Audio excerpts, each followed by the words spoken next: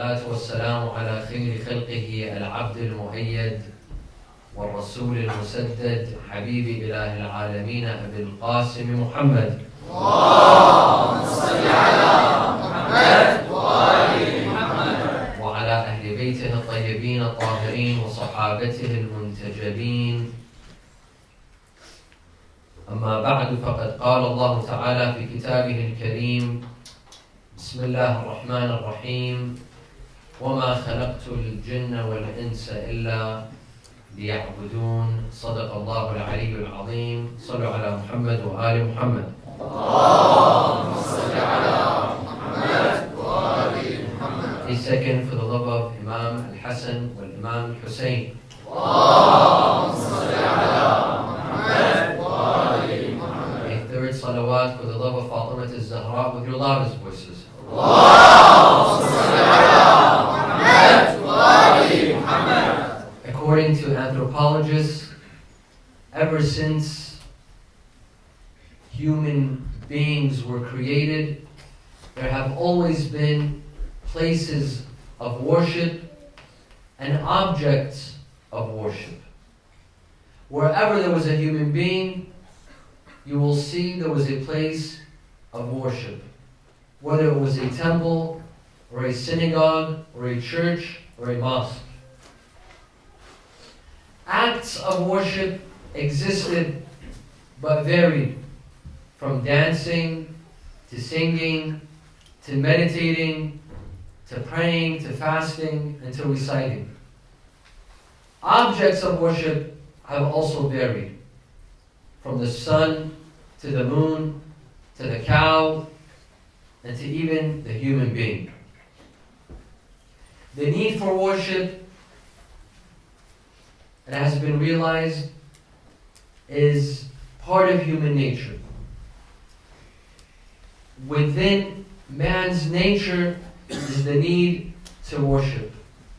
Evidence of this is man's honoring of heroes, political figures, even actors, countries, flags. This is proof that a human being needs an object to worship, even if it's a simple flag, or a political party, or a country. Even atheists recognize the need to worship. Karl Marx was quoted saying that I wish to free man from worshiping non-man to worshiping himself. Even Karl Marx acknowledges the fact that human beings are in need of worshiping, yet he wishes that man worships man, not someone else. Muslim philosophers, including Ibn Sina, Nasiruddin al-Tusi, and Mullah Sadra, who is the last of the greatest Muslim philosophers, Mullah Sadra, they acknowledge that all human beings worship. And all human beings, it is part of their nature to worship Allah subhanahu wa ta'ala. Even those that do not worship Allah, they mistakenly worship someone else, while in reality they are actually trying to worship Allah subhanahu wa ta'ala. Let me give you an example. Scientists say that young ducks or goose, they're born naturally to follow their mothers. This is their nature. As soon as they're born, they begin following their mother. If their mother's not there, and there's another animal there, they'll begin following that animal, thinking it's their mother. Why? Because it's in their nature.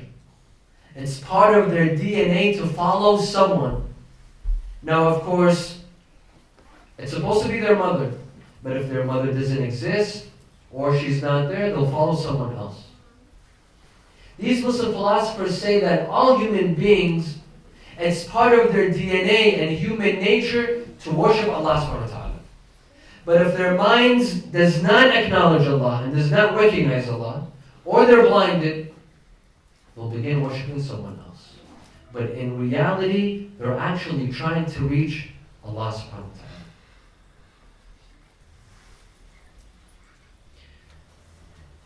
Furthermore, we believe that every single thing, every single person, every single creation in this life worships Allah. Not just human beings, even animals, even objects. Allah subhanahu wa ta'ala says in the Holy Quran, وَإِن مِّن شَيْءٍ إِلَّا يُسَبِّحُ بِحَمْدِهِ لَكِنْ لَا تَفْقَهُونَ تَسْبِيحَهُ.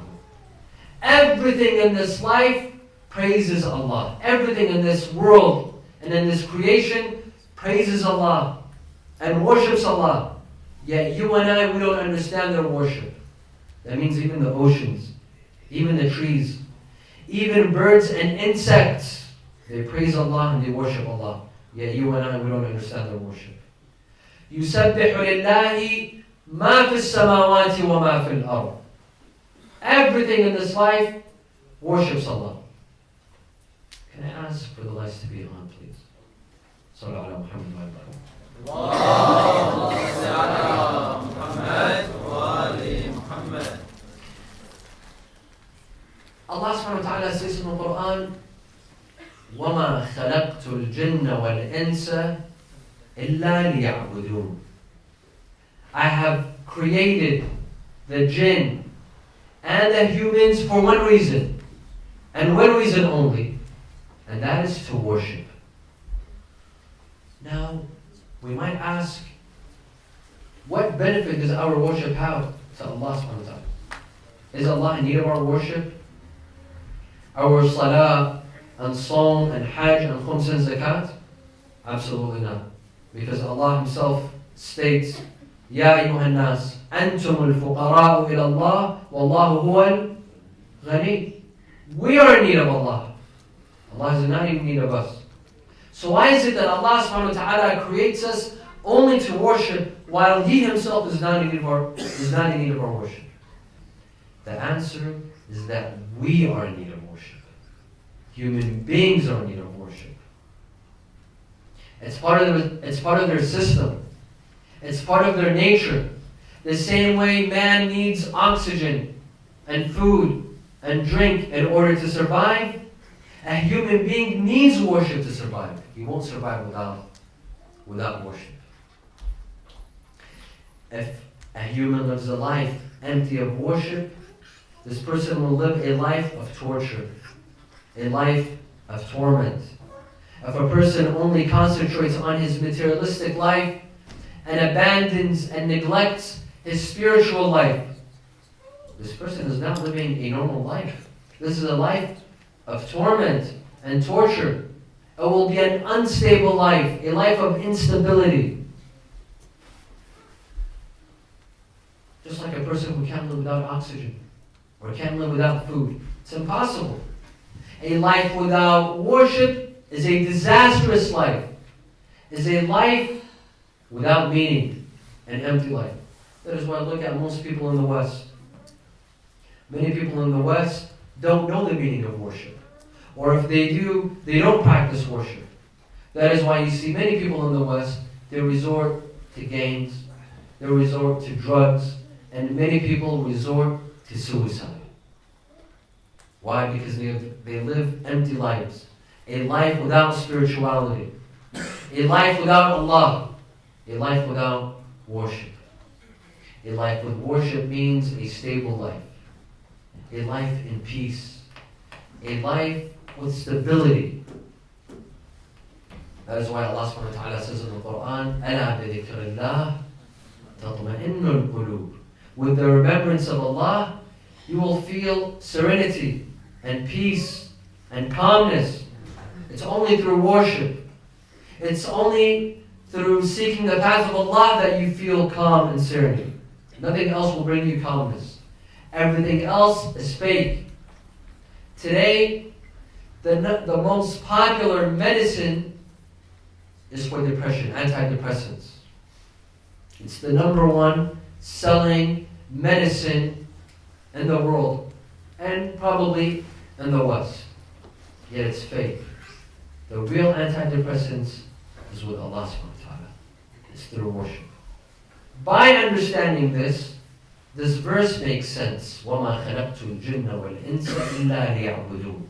Allah subhanahu wa ta'ala says, I created man and jinn only to worship. Because worship is an essential factor in man's life. Without it, man's life is torment. Sallallahu ala Muhammad wa ala.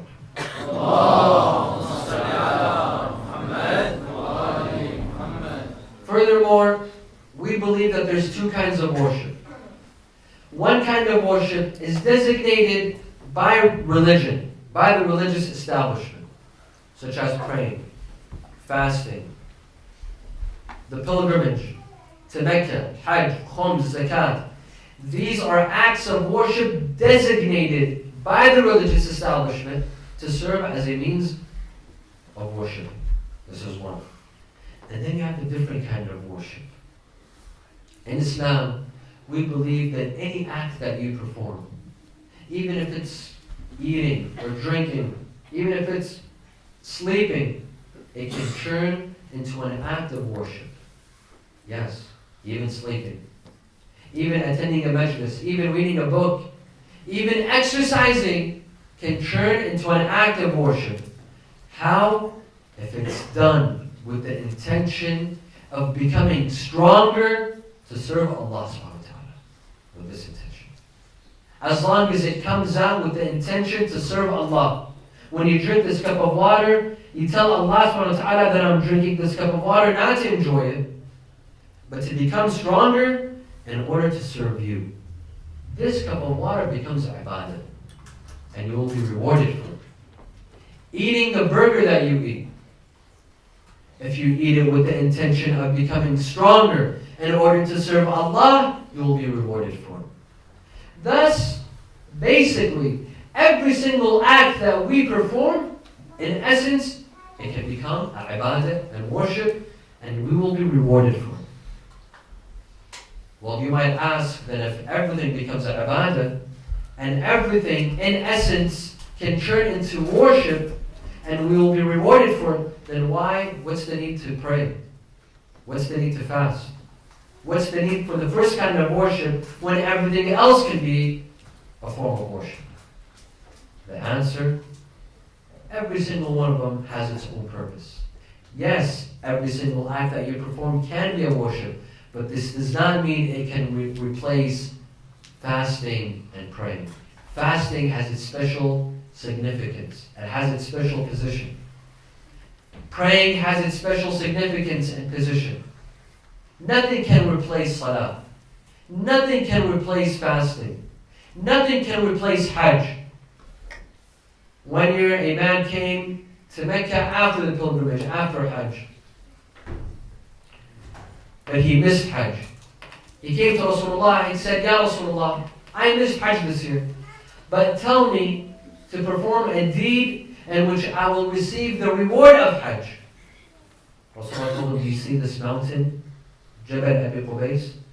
Today, Jabal Abi Qubais unfortunately doesn't exist. What exists is a palace for Malik Fahd and Malik Abdullah. And it's almost the size of a mountain, so nothing really happened. He said, you see this mountain?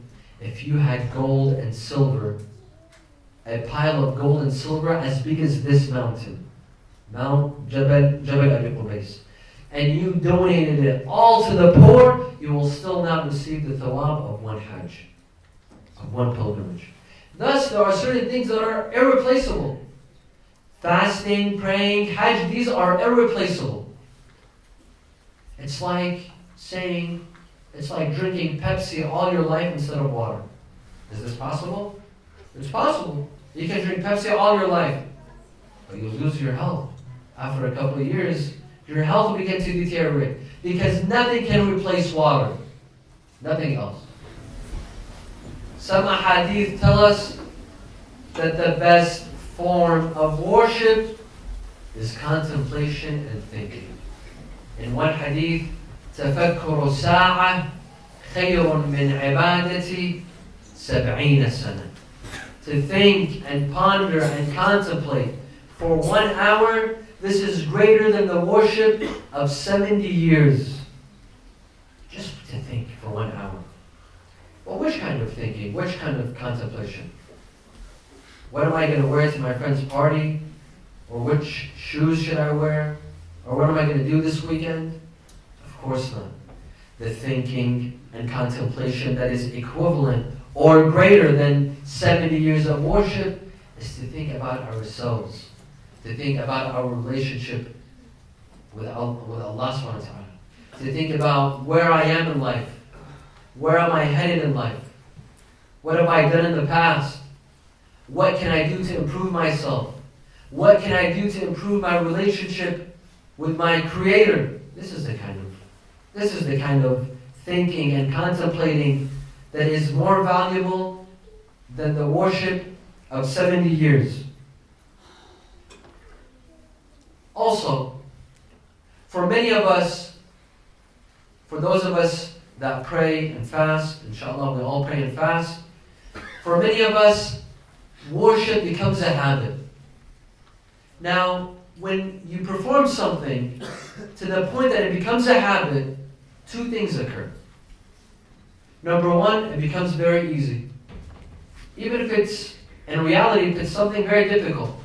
But if you perform it so many times that it becomes a habit, it becomes easy. Even if it's climbing a mountain every day. If you do it every day, it becomes easy. Number two, and this is the important part. Number two, you start performing it involuntarily. Without thinking, without paying attention. Like taking a shower. If you take a shower every day, inshallah, most of you take a shower every day. You do things without thinking. You wash your hair, you brush your teeth, you wash your body. Most likely you're not paying attention. Once you're done, you realize that you did all these things. Or when you brush your teeth, it happens involuntarily, you don't think about it. Because you do it every day. In fact, most of us probably daydream while we're showering.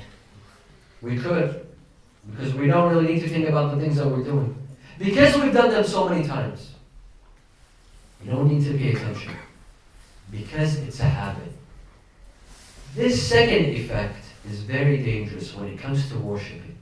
When worshiping becomes a habit, and it starts coming out involuntarily without paying attention, then you lose the effect of salah. You lose the effect of worship. You don't get the fruit, you don't get the results, the desired results of worshiping. Because if you're not paying attention, if you don't know what you're doing, it's just coming out as a habit, you don't get the desired results. That is why our ulama stress on the concept of niyyah, making your intention before salah, preferably saying it out loud. صلي صلاة الظهر 4 ركعات قربة إلى الله تعالى. Say it out loud, it's recommended. Why? So that you remind yourself of what you're doing. It won't come out involuntarily. This is very important. So that you get the desired results. Otherwise, if it becomes a habit, if you're not paying attention, what's the benefit? What's the benefit? Salah becomes an exercise. Fasting becomes a diet. And that's it. You don't get the desired results from this worship. Sallallahu alaihi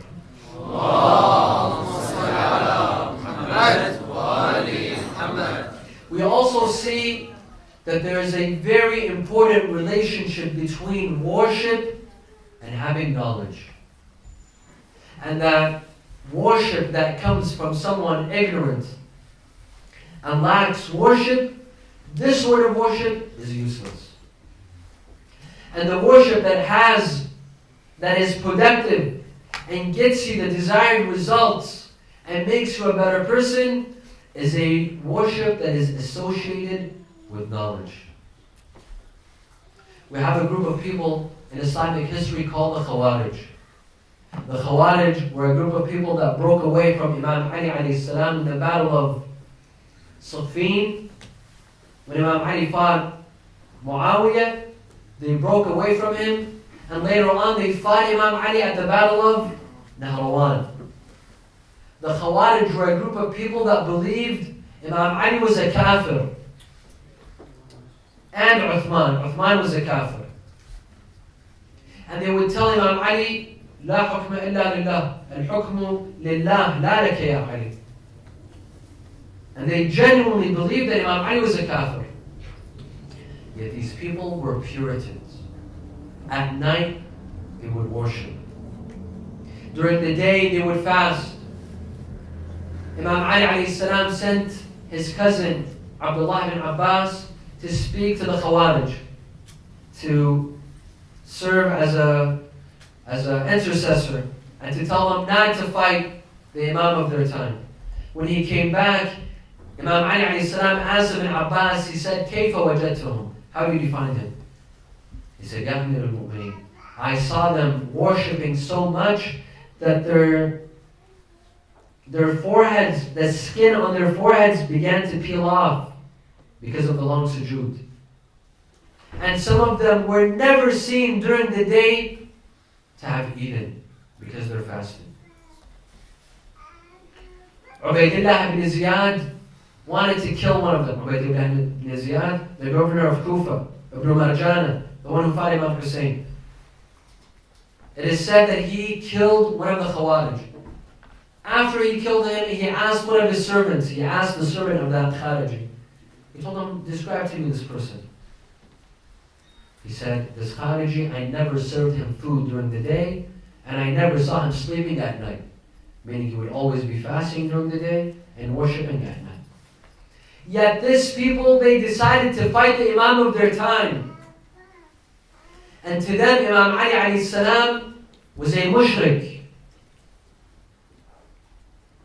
One day, nine of the Khawarij, they gather in Mecca, they hold a conference, and they decide that the problems of the Ummah stem from three men: Muawiyah, Ali ibn Abi Talib, and Amr ibn al-As.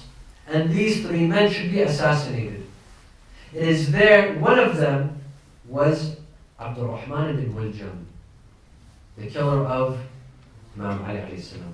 It is there that Abdul Rahman ibn Muljam decided to assassinate Imam Ali. Abdul Rahman ibn Muljam was among the Khawarij. And he chose the eve of the 19th of Ramadan to assassinate Imam Ali. You know why? Because the eve of the 19th of Ramadan, there's a chance that it could be what? Laylatul Qadr. And on Laylatul Qadr, all good deeds are multiplied. He wanted to kill Imam Ali on Laylatul Qadr so that good deed will be multiplied. This was proof of his ignorance. So what good was his worship? What good was his fasting? Imam Ali alayhi salam fought them. He wasn't fooled by their worship. He wasn't fooled by their worshipping at night and fasting during the day. Because Imam Ali knew that worship without knowledge was useless. Worshipping without knowledge is fruitless. It's unproductive. It gets you to kill the Imam of your time. Sallu ala Muhammad wa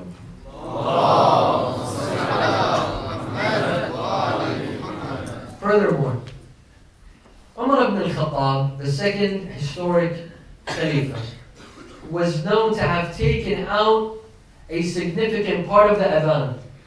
And that part was Hayya ala khair al-amal.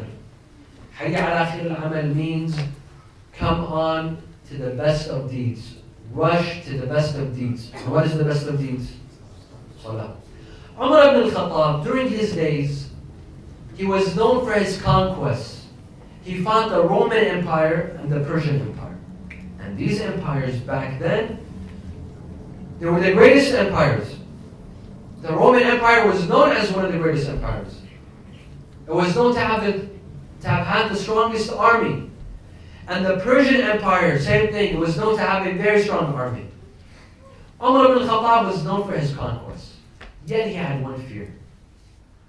He was afraid that if Hayya ala khair al-amal remains in the adhan, Muslim men will be too busy praying and worshipping, and they will neglect jihad. They will not think about fighting and going into the battlefield. So he said, let's take out this section of the adhan altogether. Hayya ala khair al-amal, let's take it out. Because if people think as-salah is khair al-amal, is the best of deeds, they're going to sit in their masjid and pray all day, while I want them to go out and fight. So he took out Hayya ala khair al-amal, and he replaced it with what? As-salatu khayrun min an-nawm. But what Umar ibn Khattab did not know was that what got these men, these fierce, courageous, brave men to enter the battlefield and to fight an army like the Roman army and the Persian army. Was he giving them money? Or did they have a retirement? Or were they passing out lands? What got them to fight? It was their faith. And what is the fundamental factor in faith? What is it that gives Muslims their faith? Other than salah. Other than hayya ala khair al-amr. This is what this respected Sahabi was not comprehending. That what motivated the Sahaba, what motivated his soldiers and his men to enter the battlefield and to fight was salah. It was this hayya ala khair al-amal. By taking out hayya ala khair al-amal, he was demoralizing these soldiers. He was breaking their spirit. Because it's from salah, my dear brothers and sisters, that we receive our spirituality. It is from our salah that we receive the sense of sacrifice. It is from salah that we detach ourselves from this life and attach ourselves to the next life. It is from salah that we cut off our relationship from everything else other than Allah subhanahu wa ta'ala. And yet, Umar ibn Khattab thought that by taking out hayya ala khair al-amal, the soldiers will be more motivated to join the battlefield. And instead, he reduced salah to being better than sleep. As-salatu khayrun min an-nawm. Even children know that praying is better than sleep. This is a person who did not understand the essence of salah. To reduce it to being just better than sleep, this comes from a person who doesn't understand the essence of salah. Incidentally, 2 men were assassinated in the middle of salah. Imam Ali alayhi salam and Umar ibn Khattab. Both of them were injured within the salah, inside the salah. But look at the difference between the 2 men. When Imam Ali alayhi salam was injured by Abdurrahman ibn Muljam, what were the words that he uttered? Fustu wa rabbil Kaaba. By God, I have won. But when Umar ibn al-Khattab was injured by Abu Lu'lu in the middle of salah, he shouted, qatalani al-kalb. Read history. Where is Fustu wa rabbil Kaaba? And where is qatalani al-kalb? صلوا على محمد وعلى محمد.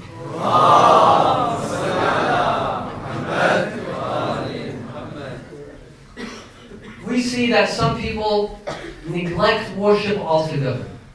And this is the vast majority of people. Worship is very limited in their lives, if existent at all. If it actually exists in their lives, then it's very limited. And on the other hand, we see that some people take worship to the extreme. And they spend all of their lives in worship. They spend many hours inside the masjid. They fast all year long. They're always reciting, they're always supplicating. And this is not correct. Because we have a hadith that says, La ruhbaniyata fil Islam. In Islam, everything should be moderate. Even worship. Islam says that even when you worship, worship moderately. You don't need to worship 7 hours a day or 8 hours a day.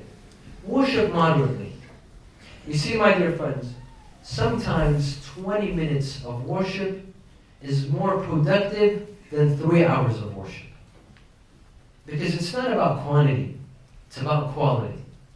Islam says that if you worship even 10 minutes, if it's 10 minutes, but if it's quality worship, if you disconnect from everything and connect directly to Allah subhanahu wa ta'ala, just for 10 minutes, those 10 minutes are more valuable than 10 hours without a connection with Allah subhanahu wa ta'ala. Thus, sometimes 20 minutes of worship is more fruitful and more productive than 2 hours of worship.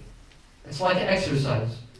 Sometimes 30 minutes of exercise is more fruitful than 3 hours of exercise. I'm saying this as, because this is my area of expertise. As you can tell, I'm a professional bodybuilder. 30 minutes of exercise is sometimes more productive than 3 hours. Why? Because it's not about the quantity. It's about the quality. What is it that you're doing? When it comes to worship, it's the same thing. It's about the quality of your worship. What is it that you're doing? And how is it that you're doing it? One day, a group of women came to Rasulullah. They said, Ya Rasulullah, our men, our husbands, they worship all night and they fast all day. And our men, our husbands don't come to us.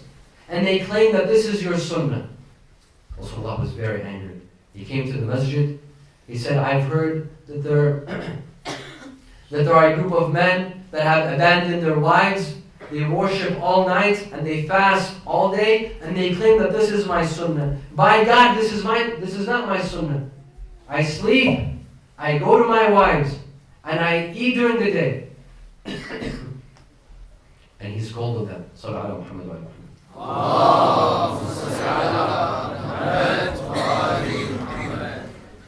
There's a narration by Imam Salih alayhi salam. He tells a story to his companions. He says that there were two neighbors, a Muslim and a Christian. The Muslim neighbor convinced his Christian neighbor to become a Muslim. He introduced him to Islam. He taught him about Islam, and his Christian neighbor became a Muslim. After he became a Muslim, one day the Muslim neighbor came to his Christian friend and he woke him up 2 hours before Salatul Subh. He knocked at his door. The Christian or the newly Muslim convert opened the door. His Muslim friend told him that, let's go to the masjid to pray Salatul Layl. He took him to the masjid. And they started praying Salatul Layl. After they finished Salatul Layl, he told them that Salatul Subh is very soon. Let's wait for Salatul Subh. They remained for Salatul Subh. After praying Salatul Subh, he told them that it's very discouraged to sleep in between Tulu'ain, Tulu' al-Fajr and Tulu' al-Shams. So let's remain in the masjid until sunrise. They remained in the masjid until sunrise. After sunrise, he told them, let's remain in the masjid just a little bit extra to recite Quran, to recite Munajat. They remained. After a while, he told them that Salatul Dhuhr is not too far from now. Let's remain for Salatul Dhuhr. They remained for Salatul Dhuhr. And then he said, well, Salatul Asr is right around the corner. They remained for Salatul Asr. And then he said, well, today we haven't eaten anything. And as long as we haven't eaten anything, let's decide to fast. Well, let's make the intention of fasting. They fasted. To make a long story short, they remained after Salatul Isha. All the way after Salatul Isha, and then they went back home. The next day, the Muslim neighbor again came and knocked at the door of this newly convert. The man came out and he said, what the hell do you want? He said, let's go to the masjid. He said, are you kidding me? I decided to go back to Christianity because I discovered that Islam is only for lazy bums. It's for people that are unemployed, that have nothing else to do other than to sit inside the masjid and worship. Imam Salih, this is a true story. This is a hadith by Imam Salih. Imam Salih said, don't be like this man who brought his neighbor into Islam and he took him out of Islam by himself.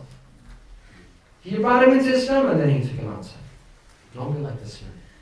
This is not what Islam teaches. Islam says be moderate. I remember a very similar story to this that occurred with me. I remember a couple of years ago, I was lecturing in Dearborn, Michigan, in America, at the Islamic Center of America, the largest Islamic center in America. And it was during the month of Ramadan. One night, an American lady, an old American lady, decided to come and become a Muslim. She said, I want to announce my shahadatain. So we welcomed her, we encouraged her, and after my lecture, she said the shahadatain. I helped her through it, and she said the shahadatain, and everyone was very happy.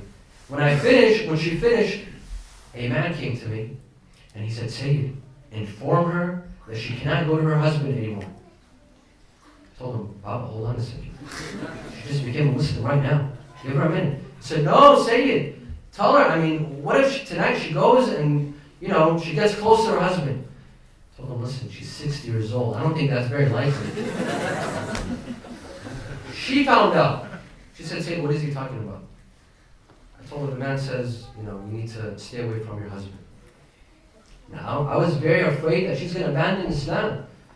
I was afraid that she's going to say, well, if this religion is going to force me to abandon the husband that I've lived with for the past 30 years, then hell with this religion. But alhamdulillah, it turned out that she knew the law, and she said, yes, I know, and I've told my husband that I'm becoming a Muslim, and I can no longer be with him, and he asked me to give him 1 month to read about Islam. Within a month, he's either going to decide to become a Muslim or not. And to be honest, I don't know what happened. Sallallahu alaihi wasallam.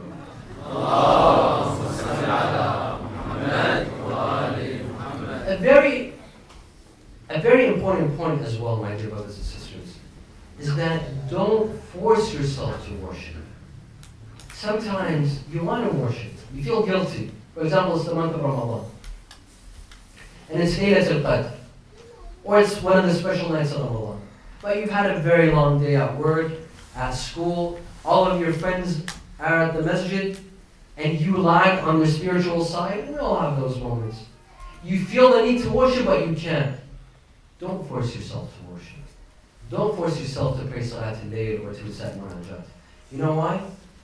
Because when you force yourself, you will leave a bad impression of worshiping. You will associate worship with feeling tired, with being forced. Instead, we have a hadith that say, worship when you feel comfortable, when you feel relaxed. Worship when you want to worship, when you desire worshiping. It's like food. No matter how much you like a certain food, but if you force yourself to eat it, you're not going to like it. If you're not hungry and you don't really want it, you're not going to enjoy it. And it will leave a bad impression on you. And you will end up hating that food. Because in your mind, you will always associate it with being forced to eat it. That is why they say that victims of rape will never enjoy that act for the rest of their lives. Why? Because in their mind, they always associate it with fear, with force, with disgust. That is why for the rest of their life, they will never enjoy that act. Rasulullah sallallahu alayhi wa sallam tells Jabir ibn Abdullah al-Ansari, he tells him, لا تبغض إلى نفسك العبادة. Don't make yourself hate worship. Some of us make ourselves hate worship. We worship when we don't want to. Don't. No one's forcing you. Go to worship when you feel the need, when you feel a desire. Otherwise, you will end up hating it. Sallu ala Muhammad wa ala Muhammad. Allahumma salli ala Muhammad wa ali Muhammad. When it comes to worship, there are 3 kinds of people. We see that there are some people that worship only out of fear. They worship out of fear of Allah's punishment. They're afraid that if they don't pray, if they don't fast, if they don't go to Hajj, Allah subhanahu wa ta'ala will punish them. Well, this is good. But in reality, this sort of worship is a selfish worship. This means that if there was no punishment, they wouldn't worship. If Allah were to say that I will not punish you, these people would not worship. On the other hand, you will find some people that worship out of greed and paradise. Because they know Allah subhanahu wa ta'ala has a paradise and Hur al-Ain and mansions and rivers and mountains and all these things. That's why they worship. That's why they go to Hajj. But if these things did not exist, you'll probably find these people not worshiping. This is also a selfish sort of worship. And then you have the 3rd kind of worship. A group of people that worship Allah not because they are afraid of hellfire. Not because they are lustful of paradise, but because they find Allah worthy of being worshipped. Because they genuinely desire to worship Allah. Because they love Allah subhanahu wa ta'ala. Because they are grateful to Allah. That is why they worship Him. Here Imam Ali alayhi salam says, إن قوما عبدوا الله خوفا من ناره فتلك عبادة العبيد وإن قوما عبدوا الله طمعا في جنته وتلك عبادة التجار وإن قوما عبدوا الله حبا وشكرا فتلك عبادة الأحرار. And he himself says, إلهي ما عبدتك حين عبدتك خوفا من نارك ولا طمعا في جنتك ولكن وجدتك أهلا للعبادة فعبدتك.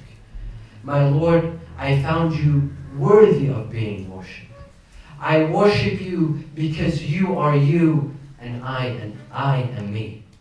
Because you are Allah, you are deserving of being worshipped. Because of my relationship with you, because you are the creator and you are the creator and I am the created, and it only makes sense that the created worships the creator. مولاي يا مولاي أنت الخالق وأنا المخلوق وهل يرحم المخلوق إلا الخالق. Rasulullah sallallahu alayhi wa sallam would stand in the middle of the night and he would worship sometimes 2/3 of the night, sometimes half of the night, sometimes 1/3 of the night. He would stand on his tiptoes. He would stand on his toes and he would worship. His feet would become swollen. One night his wife Aisha asked him, Ya Rasulullah, why do you do this? Hasn't Allah subhanahu wa ta'ala forgiven all of your sins? Hasn't Allah subhanahu wa ta'ala stated in the Quran, لِيَغْفِرَ لَكَ مَا تَقَدَّمَ مِنْ ذَنْبِكَ وَمَا تَأَخَّرَ? Hasn't Allah subhanahu wa ta'ala forgiven all of your sins? Why do you do this? Rasulullah said, أَفَلَا أَكُونُ عَبْدًا شَكُورًا? Shouldn't I be a grateful servant? Shouldn't I be grateful? Shouldn't I show my gratitude to Allah subhanahu wa ta'ala by worshiping Him? Not for heaven, not out of lust for heaven, not out of fear of hellfire, but because I want to show my gratitude to Allah subhanahu wa ta'ala. And this was the worship of Ahlul Bayt. The worshipping of Ahlul Bayt was not out of heaven, was not out of fear of hellfire, but because they loved Allah subhanahu wa ta'ala. Because they longed for a relationship, a strong relationship with Allah. Listen to Imam Zayn al-Abidin, what he had to say with Allah in his munajat. Ilahi habli kamal al-inqita'i ilayk. Oh Allah, allow me to be connected directly to you and no one else. A direct connection to you. Habli kamal al-inqita'. Inqita' means that a direct connection, as if no one else in this life exists other than you and me, O Allah. هب كمال الانقطاع إليك لأكون لك عارفا وعن سواك منحرفا. This was the ultimate desire of Imam Zayn al-Abidin, to know Allah subhanahu wa ta'ala. Read the munajat. Read all of the munajat of Imam Zayn al-Abidin. You will never see a place in which Imam Zayn al-Abidin is asking for paradise. Never. You will never see Imam Zayn al-Abidin asking Allah not to punish him in hell. Never. They didn't care about these things. They longed for something else. A much greater status. This is the status of an arifin. A arif is a person who will not ask Allah for paradise. He will not ask Allah to save him for hellfire, but he will ask Allah to strengthen his relationship to him. Habli kamal al-inqita'i ilayk. This is Thursday night, a special night, the most blessed night. On Thursday night, the doors of Allah's mercy are open directly. On a night like this, Laylatul Jumu'ah, an angel in the middle of the night, an angel will come down and he will say, "Oh people, isn't there anyone to seek forgiveness? Allah shall forgive. Isn't there anyone to connect to Allah? Allah will connect." Read Dua Kumail from the beginning all the way till the end. Do you see Imam Ali alayhi salam asking for paradise? Asking Allah to increase his level in paradise? Absolutely not. Do you see Imam Ali asking Allah not to punish him in hell? Absolutely not. To Imam Ali, the worst punishment is not to be in hellfire. No.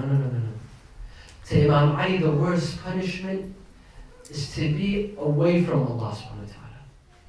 is to be in hellfire and to be hated by Allah subhanahu wa ta'ala. This is the worst punishment.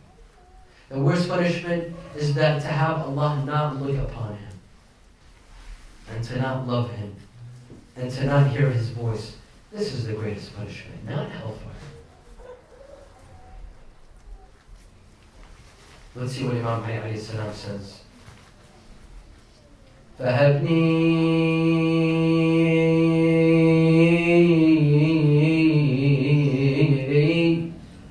يا إلهي وسيدي ومولاي وربي صبرت على عذابي فكيف أصبر على فراقي وهبني صبرت على حر ناري فكيف أصبر عن النظر إلى كرامتك أم كيف أسكن في النار ورجائي عفوك فبعزتك يا سيدي ومولاي أقسم صادقا لئن تركتني ناطقا لأضجن إليك بين أهلها ضجيج الآملين ولأصرخن إليك صراخ المستصرخين ولأبكين عليك بكاء الفاقدين ولأنادينك أين كنت يا ولي المؤمنين. Everyone, يا غاية آمال العارفين يا غياث المستغيثين يا غياث المستغيثين يا غياث المستغيثين. This is the essence of worship, brothers and sisters. The essence of worship is to connect directly to Allah subhanahu wa ta'ala and to feel as if no one else in this life exists other than Allah. No one else. Purely Him. Connecting to Him, speaking to Him directly, feeling His presence in our lives, telling Him, my Lord, you are you and I am I. And you are worthy of my worship. And I must worship you. Rasulullah sallallahu alayhi wa sallam says, طوبى لمن عشق العبادة وتفرغ لها فهو لا يبالي أعلى خير وقع أم على شر. He says, congratulations to a person who enjoys worshiping and who has fallen in love with worshiping. Indeed, I am envious of those that enjoy worshiping. Because worshiping has a pleasure. It has a pleasure that only some people can taste, not everyone. Not everyone can taste the pleasure of worshiping, the pleasure of munajat, the pleasure of salat al-layl, the pleasure of salat al-jama'ah. And if a person reaches this stage of enjoying worshiping, then this person nothing will matter to him. The good things in life, bad things in life. In fact, everything in life will be something good. Everything in life will be good to him. but to enjoy worship and to love worship and to become a lover of worship. Al-Shaheed Mutahhari was known for his arfan and known for his worship. It is said that Al-Shaheed Mutahhari had a special room in his house for worshiping. And in this room he had a sign, a large sign that said Allah, that glowed in the dark. In the middle of the night when he would go to worship, he would turn off all the lights and this sign that said Allah would glow in the dark. And he would face it to pray. This is the act of A'arif. Meaning that I want all of my concentration to be completely on Allah and nothing other than Allah. It is said that he would pray Salatul Layl ever since he was 15 years old. He never abandoned Salatul Layl. Ever since he became 15, up until the night that he became a shaheed, a martyr. And he would cry during Salatul Layl as well, not just a normal Salah, but he would cry when he would speak intimately with Allah subhanahu wa ta'ala. Someone saw Shaheed Mutahhari pray.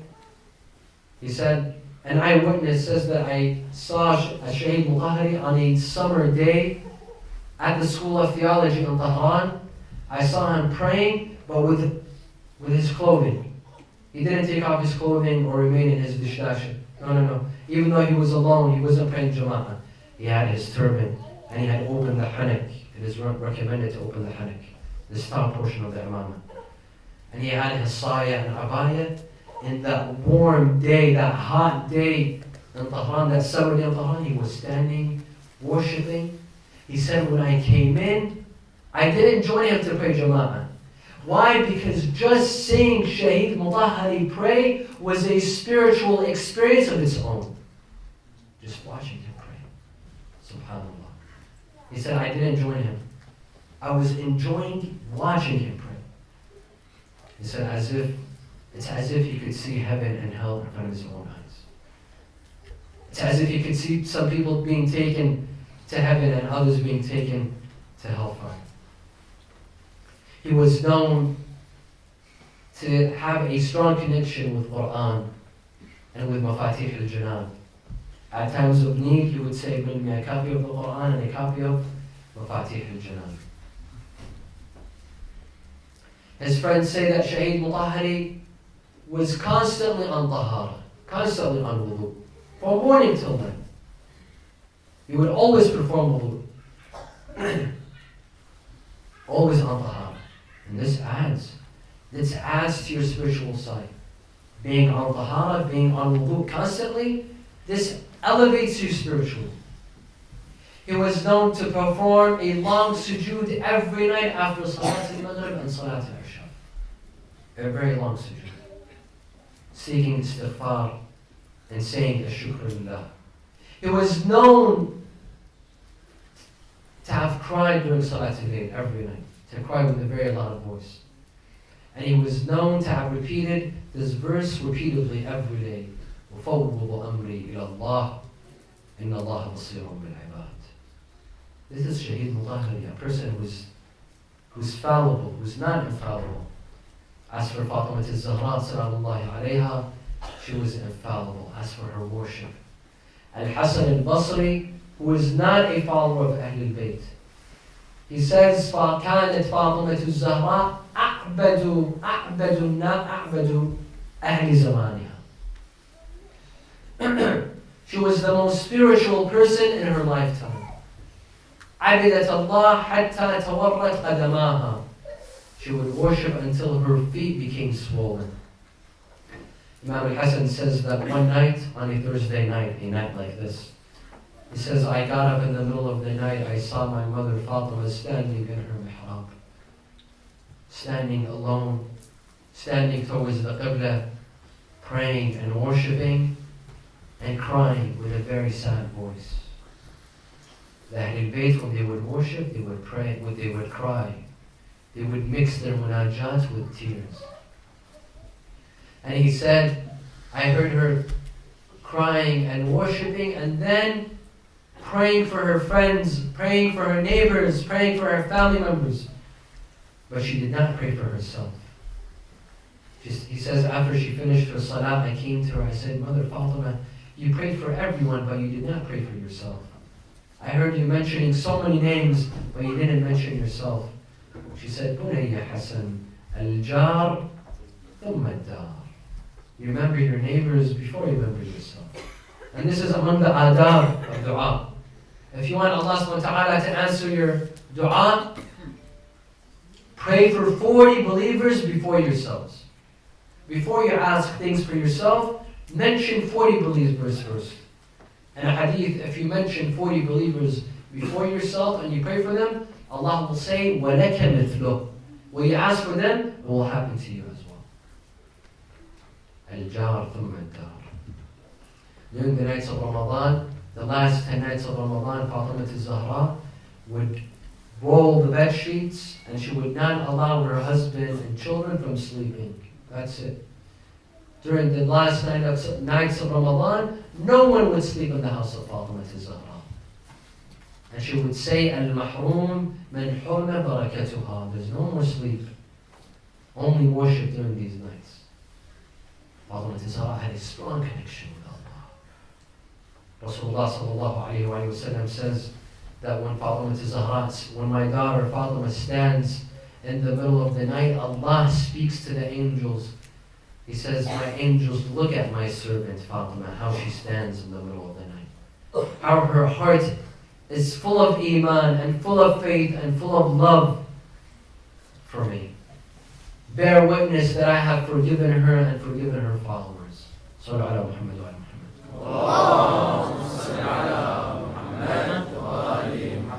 Fatima al-Zahra loved salah and salat al-jama'ah. She loved the sound of the adhan. One day after the death of Rasulullah, she asked Bilal to say the adhan. After the death of Rasulullah, Bilal, the famous mu'adhin, had decided to never say the adhan again after the death of Rasulullah. One day they came and told him, Ya Bilal, Fatima al-Zahra has a request from you. She says that I long to hear the adhan of Bilal because it reminds me of my father Rasulullah. Bilal said, but I had promised, I had made a vow to never say the adhan again after the death of Rasulullah. They said, but this is a special request from Fatima al-Zahra. Bilal came to the masjid, he stand on the ma'dana, and he began to recite, Allahu Akbar, Allahu Akbar, Ashhadu an la ilaha illallah. When Fatima al-Zahra heard the voice of Bilal, she remembered her father Rasulullah sallallahu alayhi wa alihi. She began to cry, she began to weep. But at the sound of Ashhadu anna Muhammadan Rasulullah, Fatima al-Zahra collapsed on the ground. She fainted on the ground. They came to Bilal, they told him, Ya Bilal, stop crying, stop reciting. Fatima al-Zahra has fainted. Fatima al-Zahra, after the death of Rasulullah, would remain at home, injured, spending her last moments, spending her last days, spending her hours in weeping and crying over her father. The neighbors came to Imam Ali alayhi salam. They told him, Ya Ali, tell Fatima to either cry during the day or to cry during the night. Tell her not to cry till 24 hours. When she cries during the day, we cannot work. When she cries during the night, we cannot sleep. Tell her to choose either the day during the day or during the night. Amir al-Mu'mineen comes to Fatima al-Zahra and he says, my dear Lady Fatima, you cannot cry 24 hours. It is here when Fatima al-Zahra requested from Imam Ali to build her a house outside Medina. Outside Medina, so she could go outside and cry for her father. And that house was called Baytul Ahzan. Fatima al-Zahra would hold Imam Hassan and Imam Hussein, the 3-year-old, 4-year-old Hassan and Hussein, and take them to Baytul Ahzan from morning till night, sitting and weeping over her father, Rasulullah sallallahu alayhi wa alihi. She would come to the grave of Rasulullah, grab a handful of sand from the grave of Rasulullah. She would smell it, she would remember the odor of Rasulullah, and she would recite, ماذا على من شم تربة أحمد ألا يشم مدى الزمان غواليا صبيت علي مصائب لو أنها صبت على الأيام صرنا ليالي يا قومك يا بويا مارعوني قومك يا بويا مارعوني وخلاف عينك مرمروني يا بر المدينة طلعوني ومن البشع ليك ومن البشع ليك امنعوني يا ومن البشع ليك عميان عيوني يا ورا الباب لما نيسوني يا